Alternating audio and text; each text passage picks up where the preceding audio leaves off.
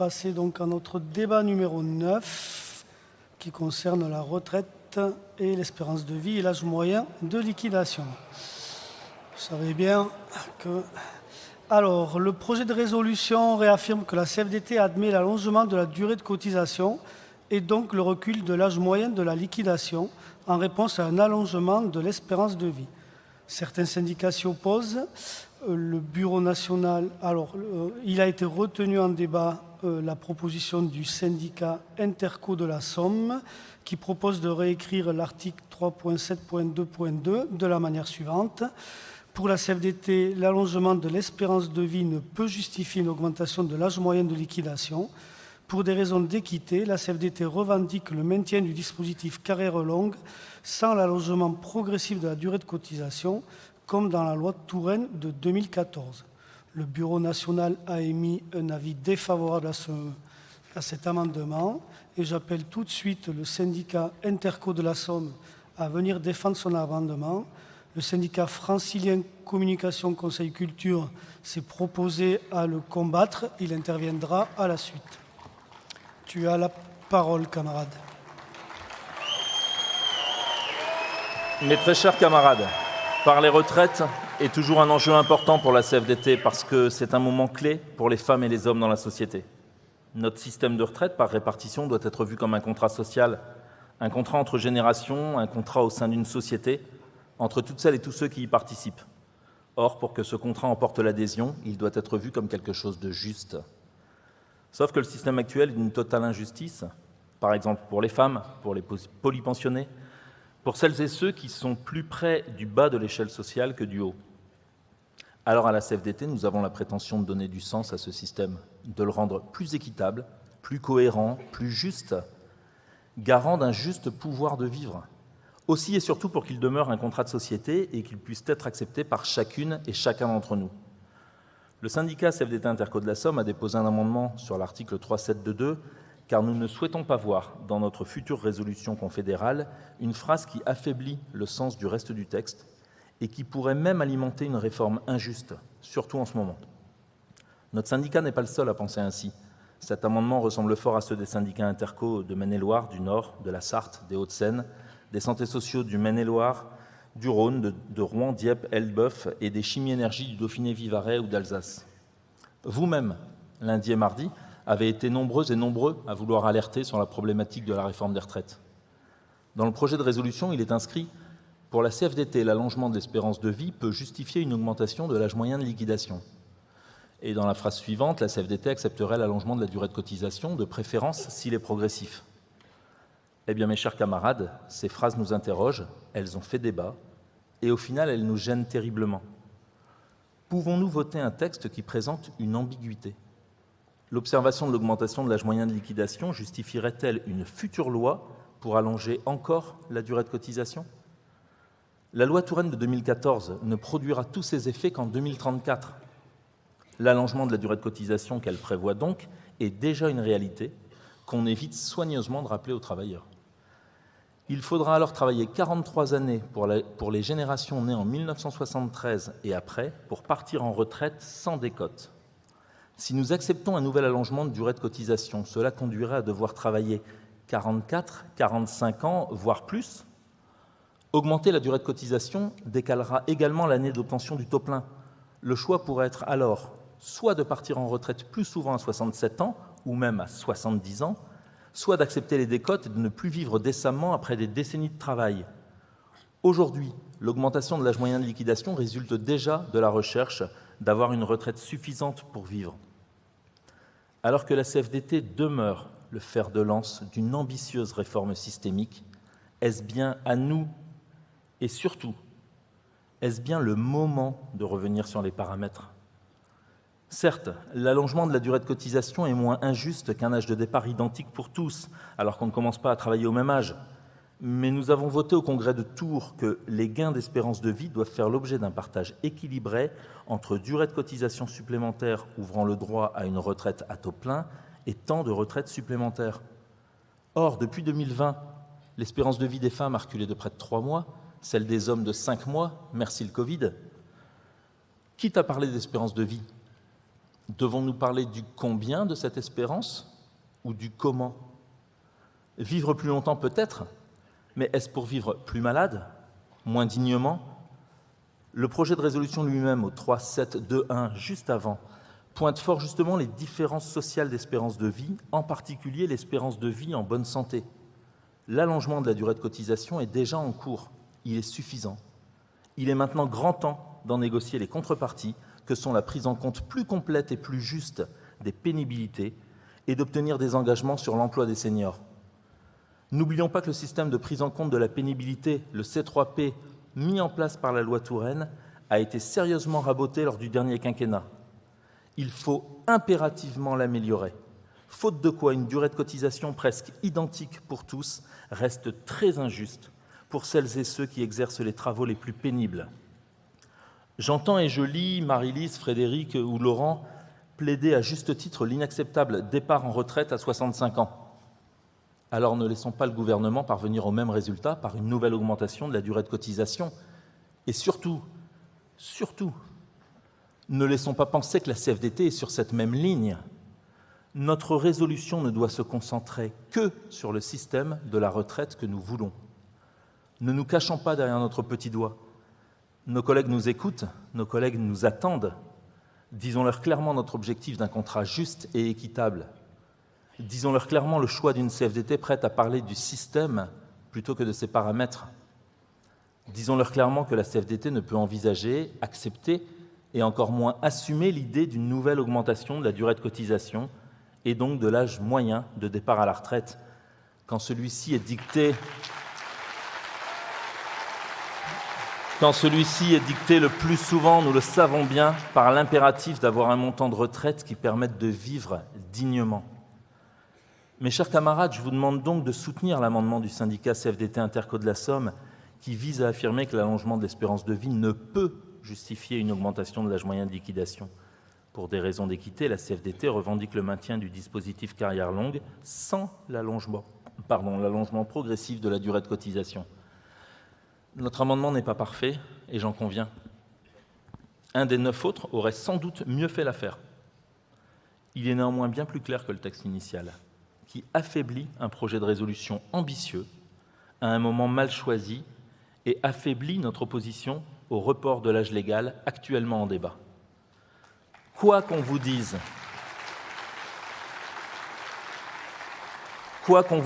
il n'est pas irresponsable, bien au contraire, de refuser aujourd'hui un allongement de la durée de cotisation, surtout au vu du contexte et des difficultés ou de la fatigue professionnelle dont nous ont parlé de très nombreux camarades dans leurs interventions au cours de ce congrès.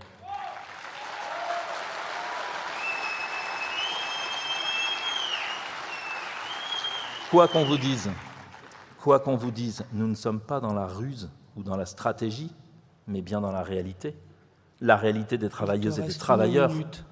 Aussi, nous vous affirmons toute l'ambiguïté de cette phrase que notre amendement se propose de rectifier. Je vous demande donc de voter massivement pour notre amendement. Je vous remercie.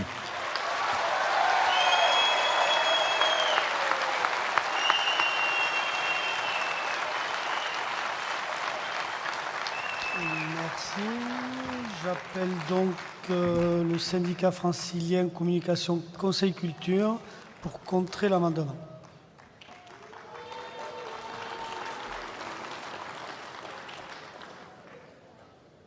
Chers camarades,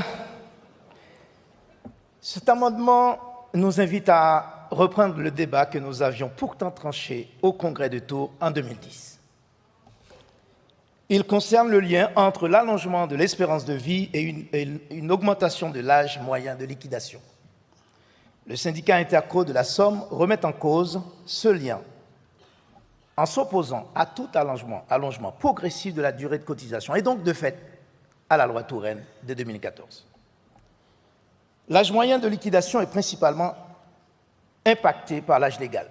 Sur ce point, le paragraphe 3.7.2.1 ainsi que toutes les déclarations officielles de la CFDT sont claires et sans ambiguïté.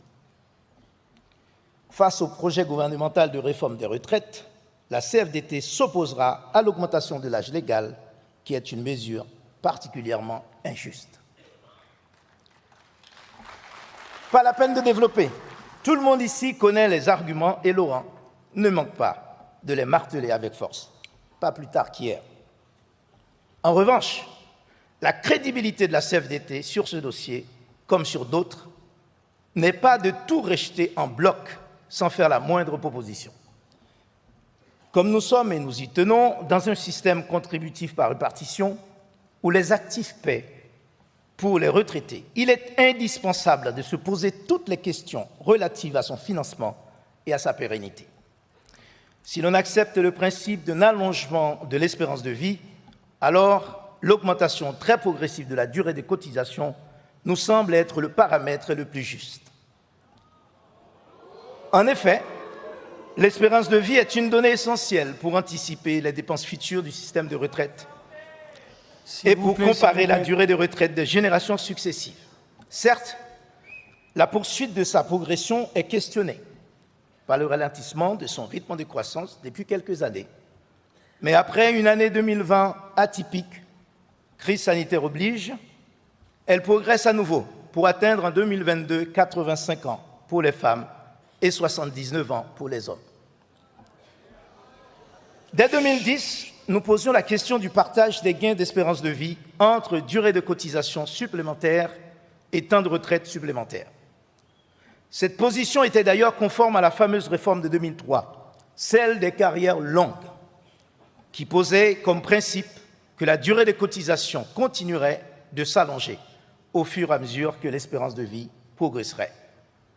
À Tours, nous avons donc largement acté ce principe d'augmentation de la durée des cotisations sous condition par près de 60% des mandats. Les conditions sont évidemment celles d'un renforcement des solidarités et des possibilités des choix des salariés. Elles ont été précisées à Marseille en ajoutant que, pour favoriser les transitions entre les emplois et la retraite, des aménagements du temps de travail en fin de carrière doivent être rendus possibles et les conditions d'accès doivent être améliorées et valorisées. Sur ce dossier, la résolution qui vous est proposée ne se contente pas de faire le lien entre espérance de vie et âge moyen de liquidation. Elle rappelle utilement que pour des raisons d'équité, la CFDT revendique le maintien du dispositif carrière longue, l'extension des droits à la réparation de la pénibilité qui ont été rabotés par les ordonnances de septembre 2017, des engagements sur l'emploi des seniors, sans oublier de revoir les périodes prises en compte pour les assurer aux carrières incomplètes. On le voit, l'allongement progressif de la durée des cotisations est fortement encadré, car nous sommes tout à fait conscients des disparités importantes d'espérance de vie selon la catégorie socio-professionnelle des individus. Rappelons enfin que la loi Touraine, qui s'applique depuis 2020, augmente très progressivement le nombre de trimestres nécessaires pour toucher une retraite à taux plein, en passant de 167 à 172 trimestres, 43 annuités d'ici 2035. Même si cette réforme de 2014 peut et doit être améliorée pour mieux prendre en compte les solidarités décrites précédemment, nous ne pensons pas, contrairement à l'amendement d'Interco 80, qu'il faille la remettre en cause. En effet, rejeter par principe tout nouvel allongement de la durée d'activité comporte le risque de voir les jeunes générations refuser d'assurer la totalité de l'effort demandé aux salariés, ce qui ne manquerait pas d'ouvrir le chemin de la capitalisation.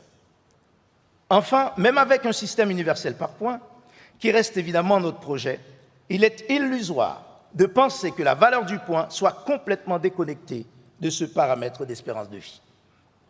En résumé, on le voit bien, on ne peut pas ignorer le lien qui existe entre espérance de vie et âge moyen de liquidation, sauf à vouloir s'aligner sur la confusion de ces politiques qui considèrent l'âge légal comme étant l'alpha et l'oméga de notre système par répartition. Depuis des années, la CFDT a considéré que la solidarité consistait à passer de la notion d'âge légal de la retraite à celle de durée de cotisation. Alors, nous aurions du mal à comprendre un brusque revirement sur cette position de fond, d'autant plus qu'elle est encadrée par une batterie de revendications de justice sociale.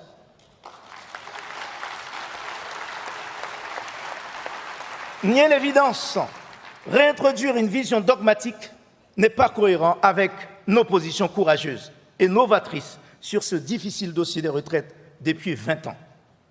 Notre crédibilité en serait gravement altérée et nous deviendrions inaudibles pour continuer contre vents et marées à porter notre projet de système universel de retraite.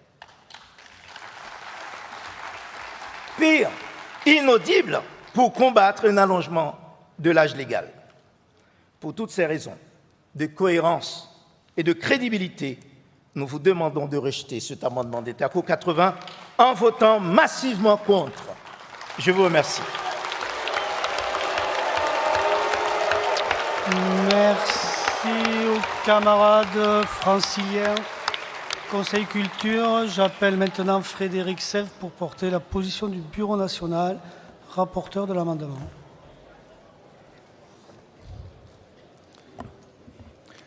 Alors, mes chers camarades, le passage de la résolution que le syndicat Interco de la Somme nous propose de modifier en retirant un morceau de phrase ne fait que reprendre la position de la CFDT sur l'âge de la retraite. Cette position, vous la connaissez, on la martèle depuis longtemps. Cette position dit d'abord ceci: l'âge de la retraite, l'âge réel, n'est pas intangible. Il peut augmenter. Et d'ailleurs, il augmente actuellement. Il augmente déjà parce que l'âge d'entrée dans la vie active des travailleurs est plus tardive, notamment du fait d'études plus longues. Mais il augmente aussi, il faut le rappeler, surtout parce que face à l'allongement de l'espérance de vie, la loi Touraine a programmé un allongement de la durée de cotisation qui a équilibré les comptes et permis de préserver le pouvoir d'achat des actifs comme des retraités. Cela, nous l'avons accepté. Nous l'acceptons toujours. C'est pour ça que nous le remarquons dans la résolution. Mais nous n'acceptons rien de plus. La résolution ne dit rien d'autre. Laurent l'a encore rappelé, martelé hier. Alors effectivement, j'entends que Interco 80 nous dire certains pourraient s'inspirer d'eux. Mais, mes chers camarades, si quelqu'un veut s'inspirer de la résolution de la CFDT, c'est open bar. Au contraire, allez-y, inspirez-vous de ce que la CFDT dit et écrit depuis longtemps en matière de retraite. Mais ce que nous n'acceptons pas, par contre, c'est que l'on augmente cet âge de la retraite de façon arbitraire et inégalitaire, évidemment, notamment en touchant à l'âge légal de la retraite. Reculer l'âge légal d'ouverture des droits, c'est une mesure injuste qui interdit à ceux qui ont commencé à travailler tôt de faire valoir leurs droits plus tôt. C'est une mesure injuste qui impose à ceux qui ont travaillé jeunes une durée de cotisation plus longue que les autres, 44 ans, 45 ans, 46 ans. Là, la durée d'activité augmente. La contribution demandée à chacun pour avoir droit à sa pleine retraite doit peser de la même façon pour chacun. Une même durée de cotisation pour tous, c'est juste. Un même âge de départ pour tous, c'est injuste. Voilà la position CFDT que nous martelons depuis des années, et notamment depuis le Congrès de Tours. Voilà la position que nous avons martelée en 2003, martelée en 2010, martelée en 2014 et en 2019, et la position que nous martelons depuis 6 mois à l'occasion des campagnes des élections présidentielles puis législatives, et que nous allons encore marteler une fois que ces dernières se seront conclues. Cette position, nous l'avons reprise telle qu'elle dans la résolution, parce qu'elle est toujours d'actualité. Oui, je suis désolé, c'est plus que jamais le moment d'en parler. Nous n'avons aucune raison d'en changer. Elle nous identifie. Elle est cohérente avec nos valeurs. Elle est en phase aussi avec l'opinion. Nous n'avons pas besoin d'en changer pour contrer les projets du gouvernement. Bien au contraire. Mes chers camarades, nous ne sommes pas en négociation. Il n'y a pas de projet concret sur la table. Nous en sommes à l'affirmation des valeurs, des choix fondamentaux, des principes. Mais n'oublions pas ceci. Ce que nous disons maintenant, ici, aura des conséquences pour la suite. La force de la CFDT vient de sa cohérence, de sa capacité à parler vrai. Changer nos principes, afficher des choix à géométrie variable, ce n'est pas se renforcer, c'est s'affaiblir. D'ailleurs, les organisations, si ce n'était pas le cas, les organisations syndicales qui changent d'avis comme de chemise ne connaîtraient pas les revers électoraux qui sont les leurs. Alors, il est bien évident, et je dirais même, il est même parfaitement légitime que nos équipes engagées dans des cycles électoraux du privé et du public se préoccupe de ce que penseront les travailleurs, de leurs craintes, de leurs inquiétudes. Mais là encore, nous ne convaincrons personne par un discours flou ou changeant. Nous ne rassurerons personne en occultant les problèmes ou en éludant les questions, bien au contraire. Si c'était le cas, encore une fois, certains de nos concurrents ne seraient pas dans leur situation actuelle. Les positions de la CFDT, reprises dans le texte de la résolution, voilà ce qui nous a historiquement distingués aux yeux des travailleurs. Voilà ce qui nous a assurés de leur confiance. Et voilà ce qui a fait de nous la première organisation syndicale de ce pays. Voilà ce qui nous a rendus aussi incontournables dans toute discussion sur les retraites. Et voilà ce qui nous permettra de défendre les travailleuses et les travailleurs et de construire du progrès social. Mes chers camarades, nous n'aiderons pas nos équipes en rejouant de vieux débats, en cessant d'être nous-mêmes. Nous les aiderons en étant sûrs de nous, suffisamment cohérents et confiants, et en montrant aussi qu'en matière de retraite, il n'y a pas que des pièges à éviter, mais des droits à inventer, des droits à conquérir. Aujourd'hui, comme hier, nous menons le combat en faveur des carrières longues. Nous menons le combat pour l'accès à une retraite décente via un minimum de pension revalorisé et pour une juste et complète prise en compte de la pénibilité. Et dès lundi prochain, si vous le voulez, je veux dire si vous votez le projet de résolution, nous nous battrons enfin pour une meilleure valorisation des carrières hachées, interrompues, précaires. Nous nous battrons pour le droit à la retraite progressive et surtout le droit au temps libre tout au long de la vie grâce au compte épargne-temps universel. Dans les discussions sur les retraites, nous défendons les travailleurs, les travailleuses et les retraités, mais nous ne les défendons pas pour que rien ne change. Nous les défendons avec l'envie de gagner pour eux des droits nouveaux. Voilà le message de confiance et d'ambition que nous devons adresser à nos équipes, le message dont nos équipes ont besoin. Il faut nous donner la force de combattre les 65 ans en restant la CFDT, combative, responsable, crédible. C'est pour cela que je vous demande, mes chers camarades, de rejeter l'amendement du syndicat Interco de la Somme, et je vous remercie. Merci Frédéric. Avant de lancer le vote sur cet amendement, je vous informe qu'à partir du moment où je le dis, le scrutin concernant l'élection des membres du Bureau national et la commission des chartes est clos. Donc, je pense que vous avez pu réfléchir sur votre vote. Donc, j'ouvre le vote sur le débat numéro... Je me suis perdu. Débat numéro 9. Donc, c'est le vote numéro 20 concernant donc l'article 3.7.2.2. Vous avez 2 minutes.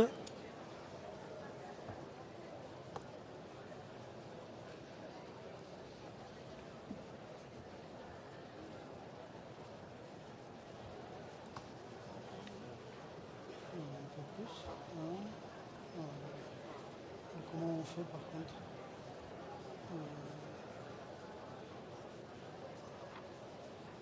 J'ai 1, 2, 3 amendements à la pause. Je me pose que ça. On n'a pas très bien compris. Est-ce que tu as dit que le vote était clos? Oui, le vote BN était accordé.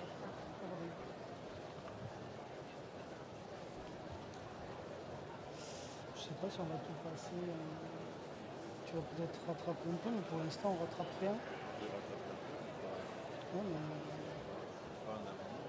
Parce que toi, on a toujours notre demi-heure de repas.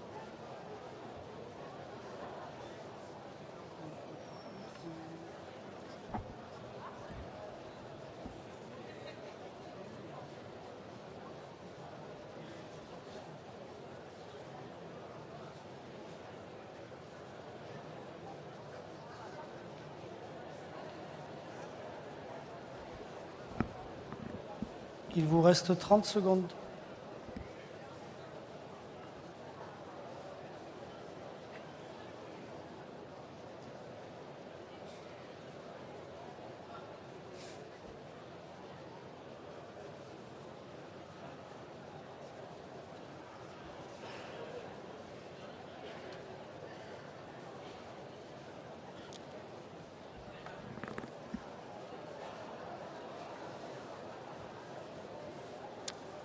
Le vote est clôturé concernant cet amendement.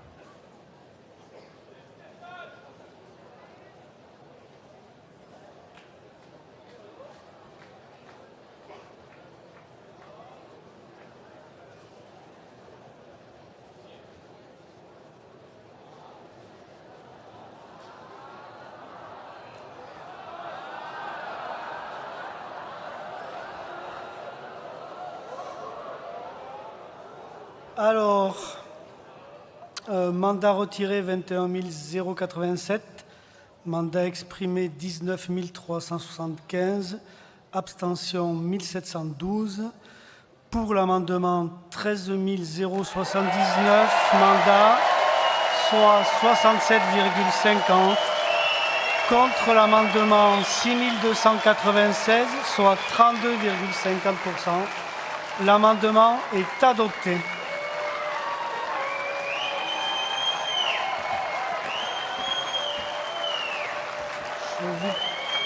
S'il vous plaît.